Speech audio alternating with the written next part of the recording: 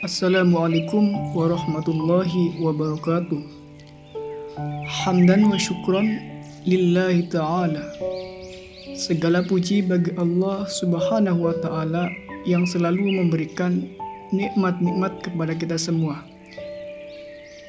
Mudah-mudahan Allah subhanahu wa ta'ala selalu memberikan yang terbaik, khususnya untuk para petambak dimanapun berada. Salam sukses, salam sejahtera. Berjumpa lagi dengan kami di channel Bandeng Super. Pada kesempatan kali ini kami akan berbagi teori singkat mengenai pelatihan budidaya ikan bandeng. Khususnya untuk para pemula yang baru belajar di dunia pertambakan ikan bandeng. Tapi sebelumnya jangan lupa mohon dukungannya untuk channel ini dengan cara klik tombol subscribe dan aktifkan loncengnya supaya tidak ketinggalan dari video-video kami yang baru diupload.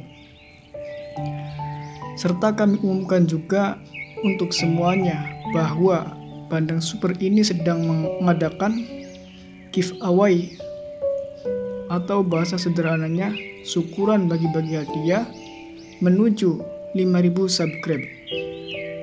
Siapa saja yang mau ikutan, silakan. Caranya tulis kata sukses di kolom komentar.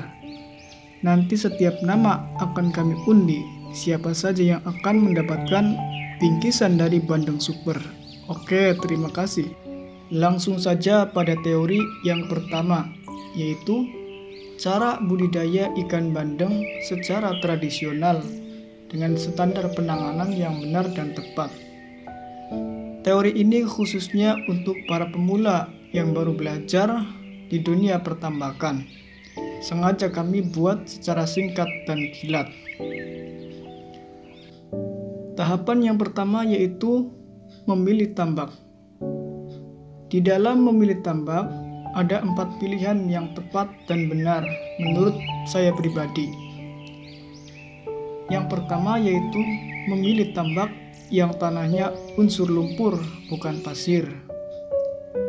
Yang kedua, memilih tambak yang dekat dengan saluran air yang baik. Yang ketiga, memilih tambak yang tanggulnya lebih tinggi dan lebar dengan kira-kira lebarnya minimal 4 meter atau lebih. Yang keempat, memilih tambak yang datarannya tinggi. Itulah 4 pilihan tambak yang baik. Tahapan yang kedua yaitu membuat fermentasi bahan kelekap atau lumut sebagai pakan bandeng alami. Di dalam membuat fermentasi ada 5 langkah yang harus dikerjakan. Yang pertama yaitu mengumpulkan bahan-bahan fermentasi sebanyak-banyaknya. Bisa menggunakan bahan pelepah pisang, kohe kotoran hewan, atau bisa menggunakan daun-daun yang kering yang tipis-tipis. Langkah yang kedua, siapkan drum plastik sebanyak-banyaknya atau secukupnya. Langkah yang ketiga, siapkan bahan pencampur, bisa menggunakan M4 dan molase tebu secukupnya. Tahapan yang keempat, masukkan semua bahan-bahan ke dalam drum, lalu tambahkan 1 liter molase campur dengan 2 tutup botol M4, aduk hingga merata. Tahapan yang kelima, tutup rapat-rapat hingga lamanya 1 bulan.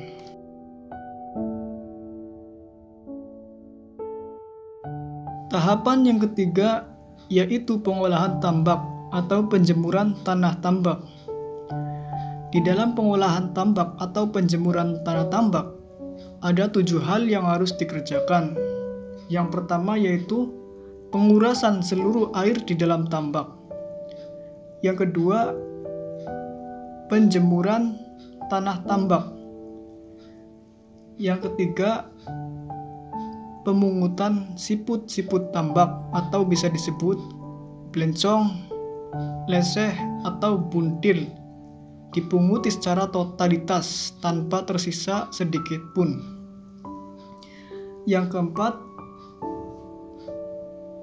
pengangkatan lumpur di tepi tambak dengan kedalaman minimal 1 meter dan lebar minimal 2-3 meter. Yang kelima, menebarkan hasil fermentasi secara merata. Yang keenam, taburkan pupuk NPK dengan takaran 2 kantong untuk per hektarnya.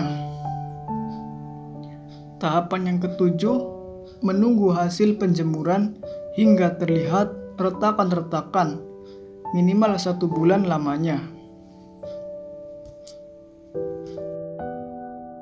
Tahapan yang keempat yaitu proses pengairan tambak setelah penjemuran. Ada 3 hal yang harus dikerjakan. Yang pertama, masukkan air pertama. Kemudian, yang kedua, tutup pintu air rapat-rapat hingga 1 minggu didiamkan. Yang ketiga, keluarkan kembali keseluruhan air, biarkan mengalir bergonta-ganti minimal 1 minggu hingga masa penebaran bibit. Tahapan yang kelima yaitu pemilihan bibit bandeng.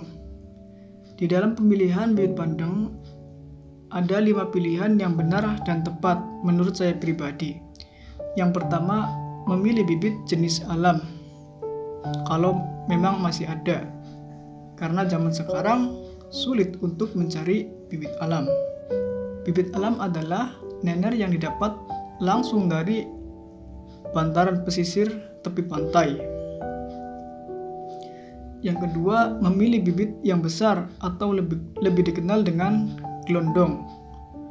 Ukurannya 1 korek gas. Yang ketiga, memilih bibit yang agresif atau aktif, lincah. Yang keempat, memilih bibit yang lonjong-lonjong atau panjang-panjang. Yang kelima, memilih bibit yang warna kulitnya agak kehitaman.